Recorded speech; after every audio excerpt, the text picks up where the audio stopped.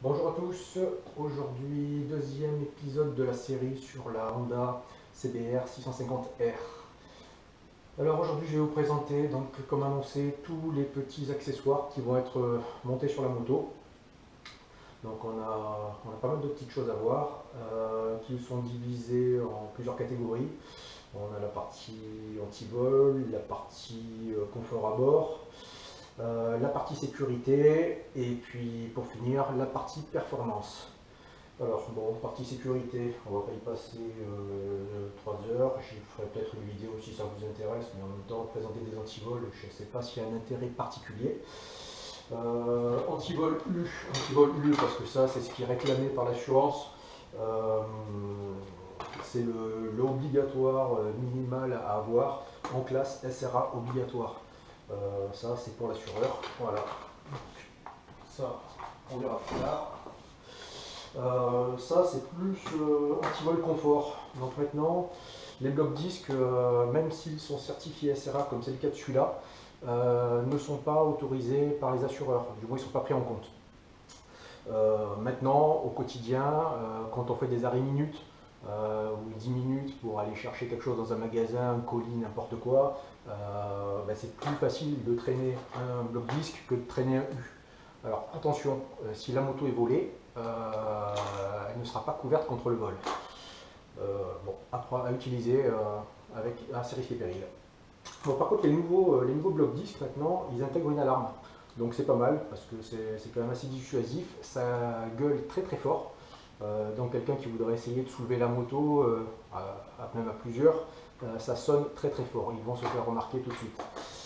Bon, on fera peut-être un petit déballage de ce produit-là. Bon, on verra. Mais dans ce cas-là, dans cette vidéo dédiée. Ça, c'est la petite pochette qui va bien. La petite pochette qui va bien pour ranger le bloc disque. Ça, c'est simplement pour pas que le bloc disque se balade sous la selle de la moto et endommage un peu tout, quoi. Voilà. Donc c'est un petit étui en néoprène.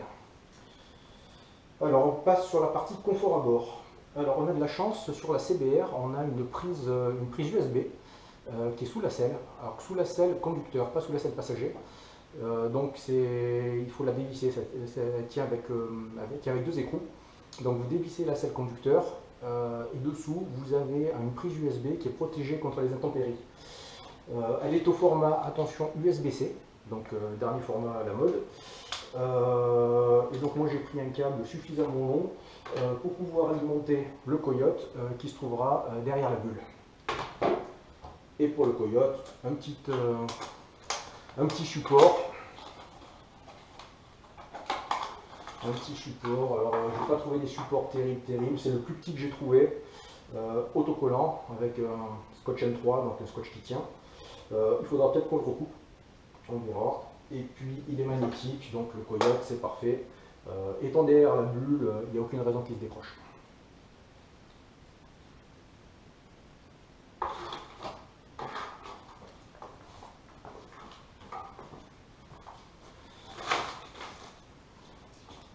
Partie protection.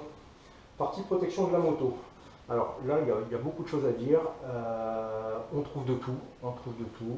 Beaucoup de chinois, beaucoup d'AliExpress, beaucoup de tampons qui se fixent sur un point du cadre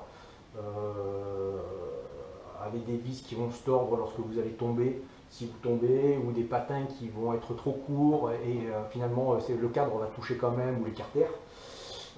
Bon, je suis parti sur quelque chose de sérieux. Alors c'est sûr que le prix, c'est pas du AliExpress, mais bon, on a quelque chose de qualitatif. Donc je suis parti avec la marque Evotech. Donc c'est des produits qui viennent d'Angleterre, qui sont de belle qualité. Donc on va regarder. Je ne les ai pas déballés, j'attendais de faire la vidéo.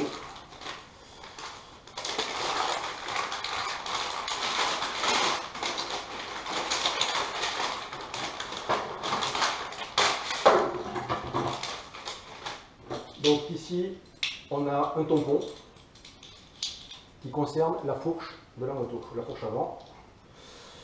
Donc ça se fixe sur l'axe de la roue. et en cas de chute, ça évite de venir frotter les fourreaux de la fourche sur le bitume. Donc c'est ces petits tampons qui vont s'user, qui vont se râper, et c'est des tampons qui se changent. Alors les tampons ils coûtent pas cher, on peut les recommander s'il y a besoin sur le site d'Evotech, et c'est simplement pris en sandwich de chaque côté de la fourche. Ceux-là sont assez discrets, ça s'emboîte pile poil, ça dépasse à peine, juste ce qu'il faut pour protéger la moto.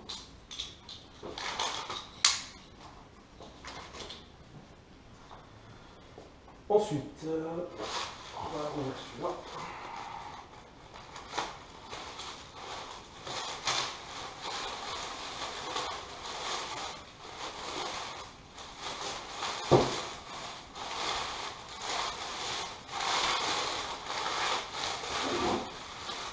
Ah, alors ça, c'est pas une protection, ça c'est le support de plaque court. Alors, comme vous l'avez vu sur la vidéo de présentation de la moto, on a un support de plaque à bavette qui est particulièrement long et qui arrive derrière la roue. Donc c'est bien parce que c'est légal. C'est bien aussi parce que ça permet, quand il pleut, de rouler sereinement sans avoir une grosse trace dans le dos. Maintenant, côté esthétique, c'est moins sympa qu'un support de plaque court. Alors ce support de plaque il vient se visser vraiment sur les fixations d'origine. Alors Evotech, c'est pas de la petite ferraille, hein, c'est de l'acier, hein, c'est de l'acier costaud, c'est bien usiné, c'est propre, il n'y a pas de bavure, c'est vraiment très joli. Donc on a la petite lumière de plaque qui va venir ici, ça va avec. Donc là on va avoir le type de vis.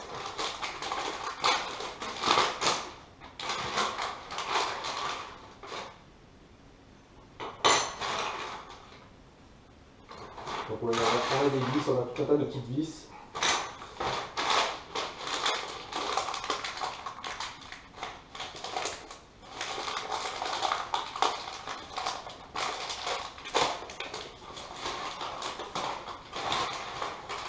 Voilà, là on a un faisceau. Et encore des petites vis. Ah oui, et chose intéressante, on a pas mal de petits ergots.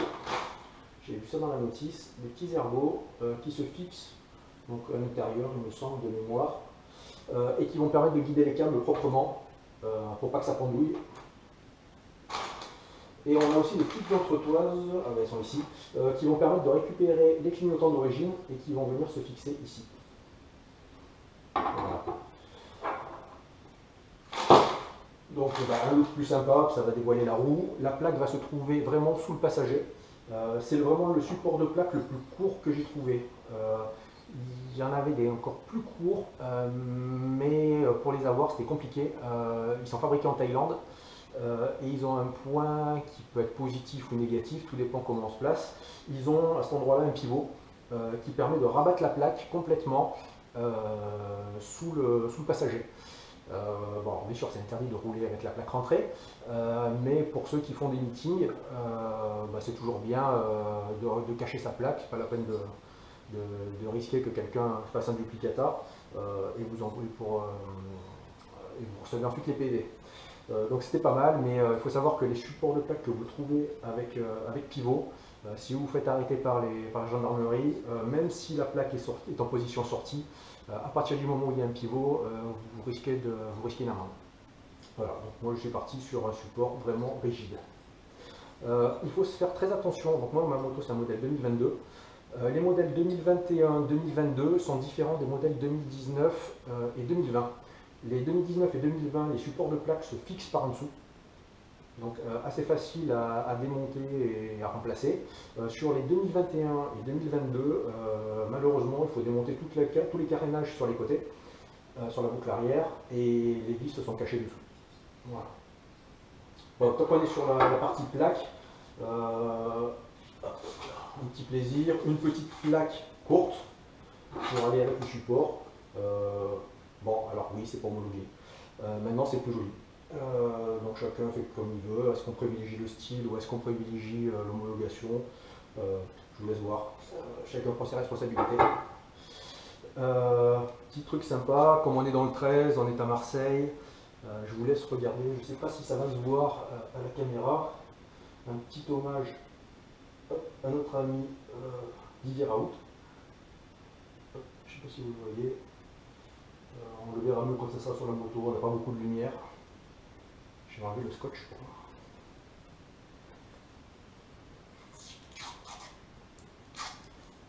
Voilà, le scotch est enlevé. Je ne sais pas si vous allez le rendre compte du logo.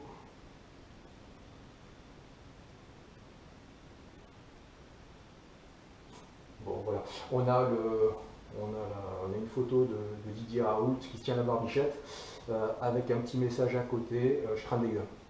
Voilà, juste pour vous montrer la différence par rapport à une plaque d'origine, ça c'est la dimension homologuée, ça c'est ma dimension à moi. Voilà. Donc tout ce qui dépasse, c'est ce qu'on aura plus. Voilà. Et donc c'est nettement plus petit. Hein. Là on est sur une plaque qui fait 18 cm par 11 si je me souviens bien. Alors que d'origine ça doit faire quelque chose comme 21 par 14.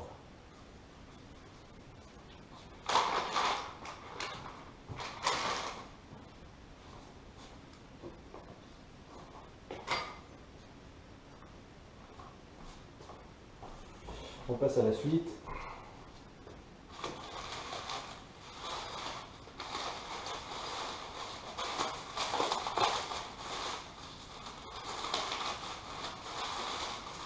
Donc tout à l'heure je parlais des tampons de protection. Les tampons de protection, donc la majorité que vous trouvez à bas prix se fixe directement, comme je l'ai dit, directement sur un ancrage du châssis, une vis du châssis. Le problème c'est qu'en cas de chute, soit le tampon dégage et vous abîmez votre moto, soit le tampon reste en place, mais vous vous retrouvez avec un enfoncement du cadre. Alors ça arrive régulièrement, donc une fois que le cadre est tordu, c'est ballot, parce que la moto elle est vraiment abîmée. Donc il vaut mieux privilégier, si vous pouvez, des supports de tampons qui prennent appui sur plusieurs points.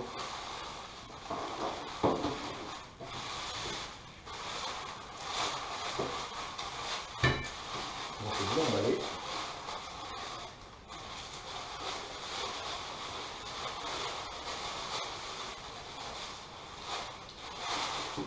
Bon là, on a de la grosse pièce. On a de la grosse pièce, c'est costaud. C'est costaud, c'est épais, c'est en acier. C'est balèze. Hein. C'est balèze. Donc deux points d'ancrage. Deux points d'ancrage. Et le tampon vient se mettre ici. Tac. La particularité de ces supports, c'est qu'ils sont gros. Ils sont costauds, mais ils sont extrêmement discrets. Ça fait partie des plus discrets que j'ai trouvé pour ce modèle de moto. Ils viennent se placer, en fait le tampon va venir ressortir à l'angle du carénage. C'est hyper discret et ça va dépasser juste ce qu'il faut pour que si la moto tombe, on ne l'éclate pas, quoi.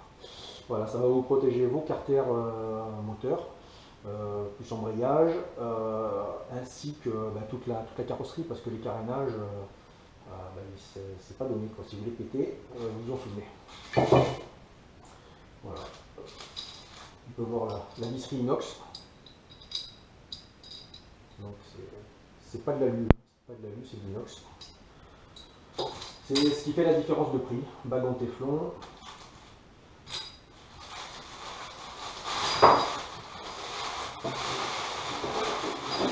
Donc pour monter ça, il faut bien sûr donc, du coup, démonter tous les carénages. Tous les carénages avant.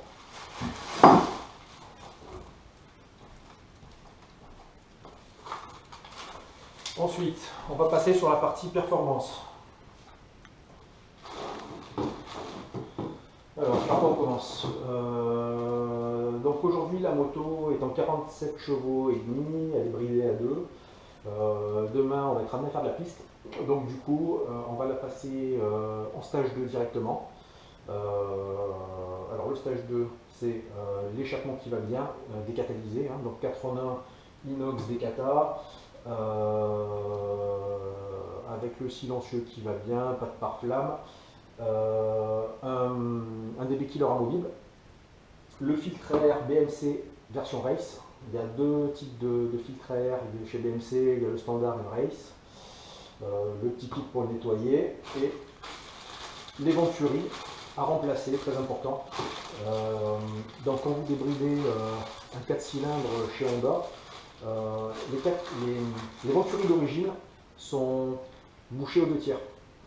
Donc pourtant la moto marche quand même très bien en 47.5, c'est quand même surprenant. Pour une moto bridée, elle est très réactive, le bridage est très bien fait. Alors moi j'ai la chance d'avoir le shifter quand on enchaîne, honnêtement, même en restant lâché en rodage sans dépasser les 6000 tours minute, bah, ça monte très bien en régime, c'est très propre, il n'y a pas de coupure violente. Bon, j'attends de voir à l'issue du rodage ce que ça va donner. Mais bon, quand on va la débrider, première chose à faire, mettre les venturies. Et les venturies se trouvant dans la boîte à air, on va mettre le filtre à air qui va bien. Donc BMC Race.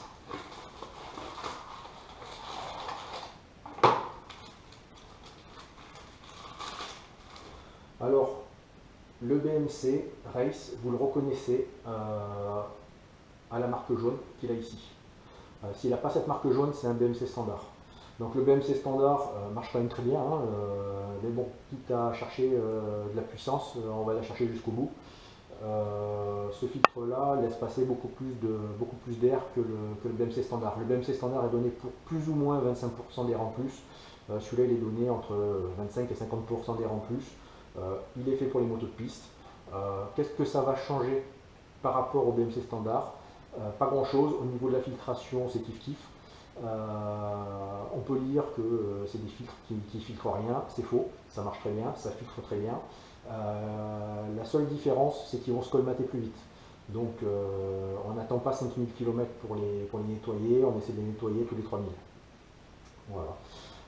Si vous vous posez des questions entre les marques de filtres à air, alors moi j'en ai essayé plein, aussi bien sur mes voitures que sur les deux roues.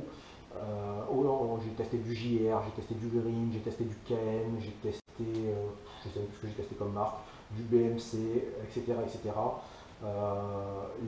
Ceux qui ont le mieux marché jusqu'à aujourd'hui, de ceux que j'ai essayé, de ceux que j'ai testés, c'était les Green et les BMC. Alors les Green, vous allez me dire oui, parce que ceux-là pour le coup filtrent moins bien. C'est vrai, les Green ne possèdent que 2 couches de coton au lieu de 4. Mais bon, la performance est là, j'ai jamais eu de soucis sur la voiture sur laquelle il était monté. J'en ai eu en filtre de remplacement, j'en ai eu en kit d'admission directe, j'en ai eu en admission dynamique, j'ai un peu tout testé. J'ai eu aussi des filtres, j'ai eu des alphas, donc des filtres auto delta qui étaient en mousse. Alors, la mousse, honnêtement, c'est pas terrible. Vaut mieux des filtres en coton, on sent la différence, que ce soit au niveau du bruit ou de l'accélération, on sent l'aspiration, quoi. Et il y a réellement un gain. Il y a réellement un gain. Ceux qui se posent la question, est-ce que ça marche? Oui, ça marche.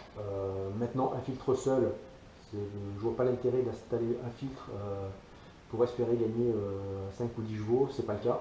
Un filtre comme ça, seul, sans reprog, sans rien, vous gagnez entre 2 et 3 chevaux.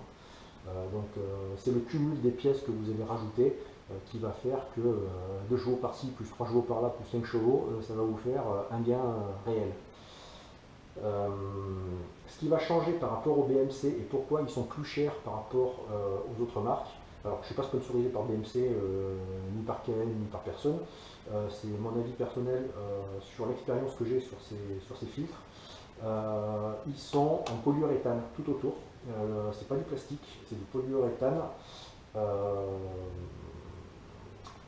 C'est pas du plastique, si, pardon, c'est un plastique, mais très rigide. Il ne va pas se déformer.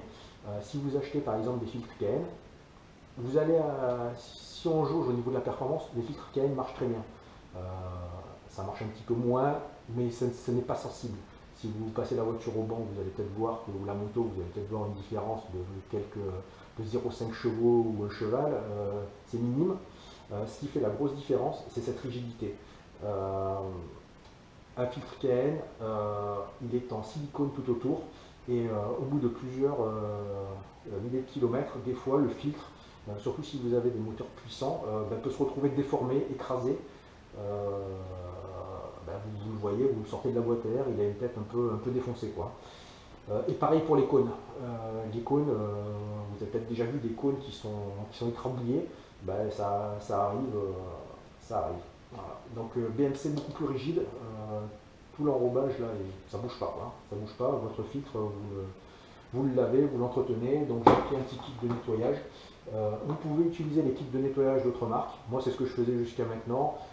Bon, après le problème, quand vous nettoyez un Cahen avec un nettoyant green et que vous le huilez avec l'huile green est verte. Sur le Cahen qui est marron, ça vous fait une couleur dégueulasse.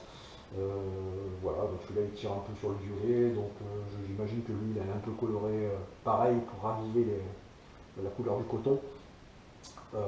Bon, c'est accessoire, on s'en fout, hein. De toute façon une fois qu'il est dans la boîte à air, bon, ça fait juste plus propre.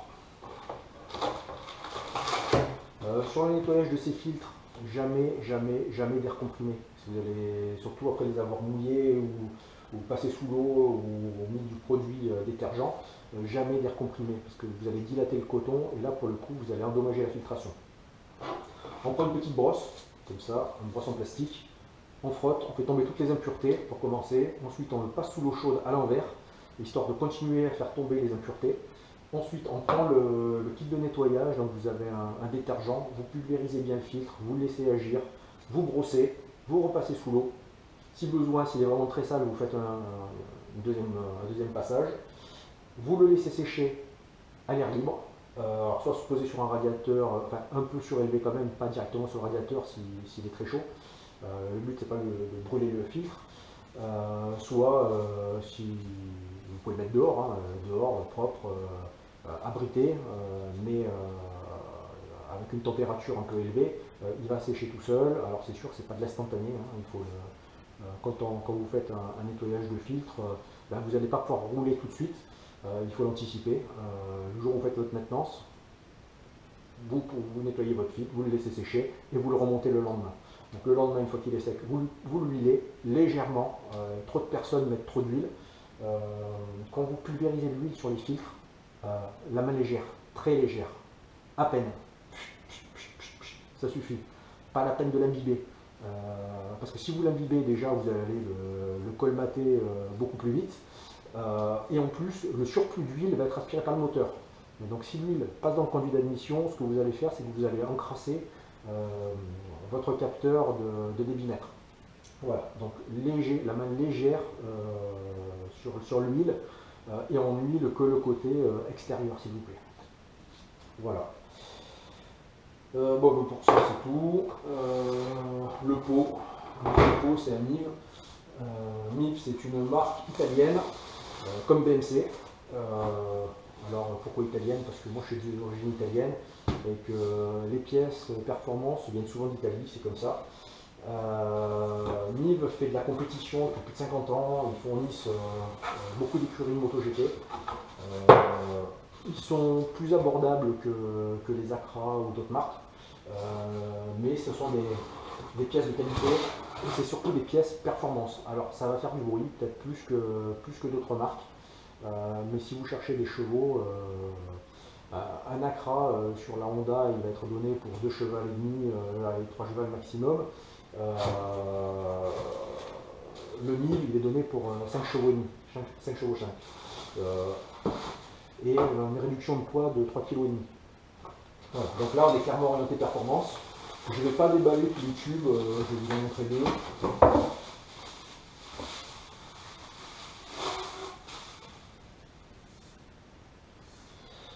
Voilà.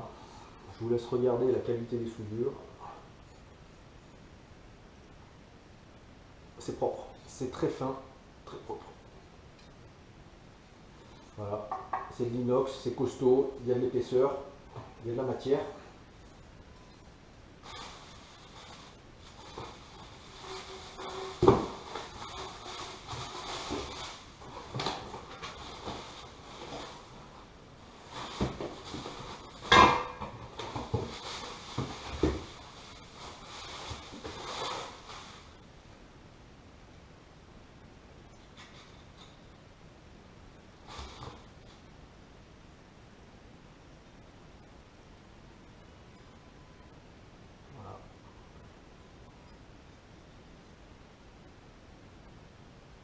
qualité des soudures.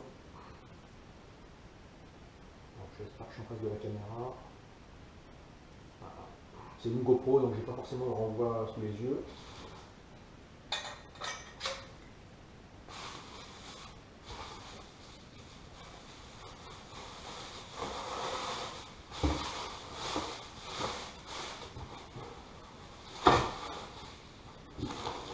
Et là, on va le silencieux.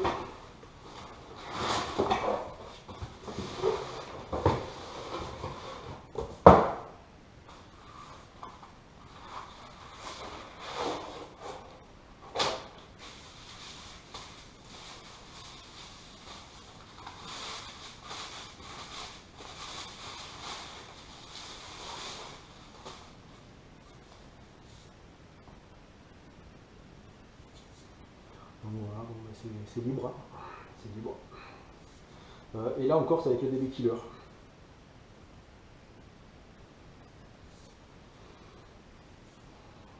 Donc ils ont fait un truc très sympa, c'est qu'ils ont mis une grille alvéolée, ce qui fait que le jour où vous enlevez votre DB Killer, ben, ça se voit même pas.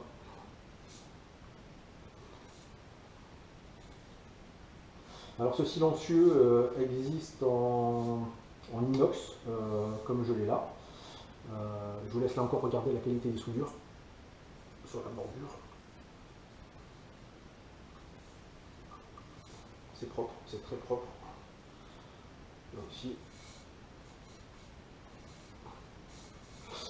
Celui-là est en inox, 100% inox, toute la ligne est en inox. Il existe avec le silencieux titane ou le silencieux carbone pour une centaine d'euros d'écart. Bon. Après en performance ça change rien, c'est pour ça que je suis resté sur l'inox. Côté look ça ira bien. Et puis voilà. Donc, moi je trouvais que le noir se mariait mieux avec les couleurs de ma 6,5 là, qui est noir et rouge. Le titane aurait fait peut-être un peu trop visible. Voilà, et puis le carbone, j'avais pas envie de carbone. Tout simplement. Donc Evotech, donc les protections, BMC, la filtration. Et ça c'est Mecastor, c'est un petit magasin, j'en parle parce qu'ils ont été très sympas. C'est un petit magasin ardéchois qui est revendeur MIV, qui est revendeur BMC. Et donc ils sont très sympas, ils sont très réactifs. Moi ils m'ont trouvé des références tout de suite. Et je les ai eus extrêmement rapidement, en point relais à côté de chez moi. Voilà, bon, maintenant il va falloir passer à la mécanique, donc on va monter tout ça, donc je reviendrai vers vous à chacune des étapes, et j'espère que cette petite série va vous plaire. Voilà, écoutez, je vous dis à bientôt, et bon visionnage, au revoir.